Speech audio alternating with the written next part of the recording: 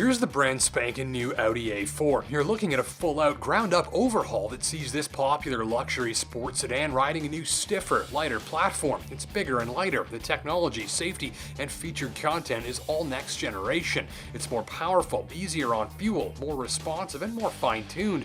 A bunch of win-win stuff going on here, and to say that Audi has held nothing back with this latest A4 is an understatement, and you've only got to take a quick look at the cabin to see that in action.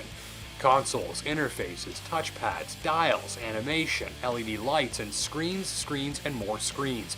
As a guy who used to pass the time using stickers and markers to turn cardboard boxes into imaginary spaceships, this interior makes me feel like a great big kid again. And if you like your luxury car cabin on the very high-tech side, you'll like what's happening here too. The comparable BMW cabin looks like this. It's more traditional, more simple, and maybe more all-out luxurious. But Audi's new design is all about advanced luxury and makes you feel like you're driving your very own spaceship, thanks in no small part to this fully digital instrument cluster that's highly customizable. Best of all, it's all fairly intuitive and you won't need to hire your university math professor to figure out how to work it. And this high-tech stuff isn't just for show either. Here's a car with features like congestion assist, which amounts to low-speed autopilot used during traffic jams, or efficiency assist, which uses the onboard mapping and GPS and its own sensors and cameras to remember topographical information and the location of things like speed limit signs and traffic lights. So the A4 is always scanning and memorizing things about the places you drive, and it uses that information to help fine-tune the operation of the powertrain preemptively to help save more fuel. This is really some next-level stuff. And while the A4 is busy thinking about the world around it, steering for you automatically as you cruise along, and slowing or stopping automatically for traffic, you can sit back and relax fairly easily. No issues with entry or exit up front where you drop deeply down into your seat. Rear seats are comfortable once you're settled in, but I did wish for a touch more headroom and a slightly bigger rear door opening. In any case, get in and you're surrounded by leather, aluminum, and a sense of detailing that stands out even against all of the glimmering displays for a rich feel. As tested with options, this is a $60,000 car and it looks and feels like one through and through. It's elegant and discreet and very modern, and best of all, here's a luxury car that isn't slathered in more fake chrome and glitz than a toddlers and tiaras marathon.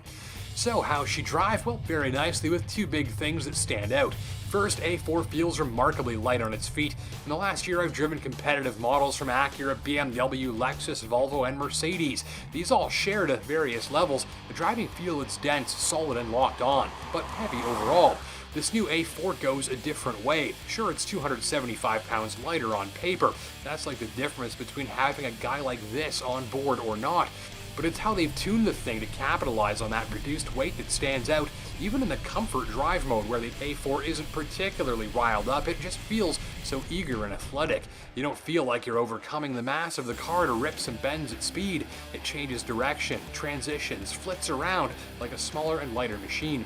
And second, the fine tuning. Here's a fantastic example of a car that feels as though engineers carefully balanced the calibration of the suspension against the setup of the steering and off of the chassis and against the power output. Nothing overwhelms anything else. You feel an authentic balance, picturing a room full of people in white coats stressing over little parts and pieces. And the result from the driver's seat is that whether you're driving it hard, cruising the highway, browsing a parking lot, or anything else, the A4 feels just right at the tips of your fingers and toes.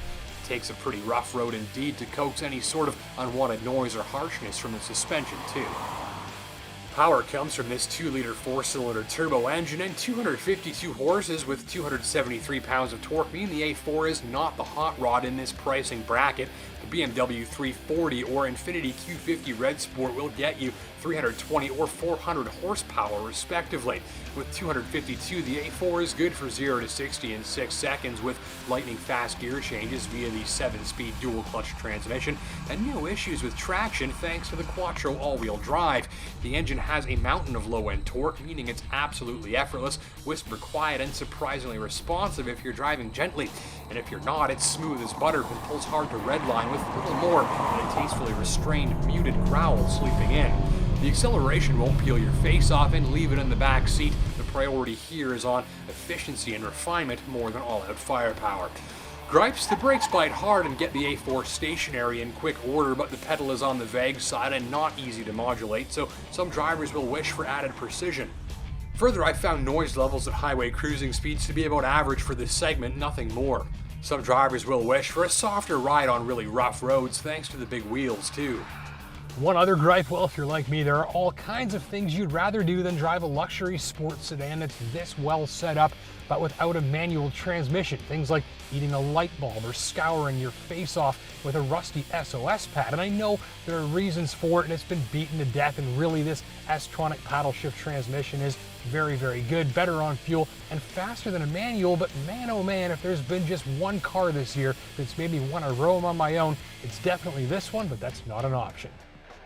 Other notes, the Bang & Olufsen stereo system is vivid, potent, and bright, and you'll hear new details in familiar tracks listening to anything from Clapton to Rise Against. Equally as potent are these LED headlights, which are amongst the best I've ever used, thanks to clean white light that floods the road and tree line and culverts ahead.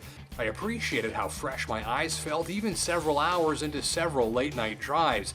So in all, here's a particularly compelling luxury car package, and especially if you value refined efficiency more than all-out power, and even more if you're someone who likes a really futuristic looking cabin with the tech to match. If you're in the market, consider this one a priority test drive. Thanks for watching.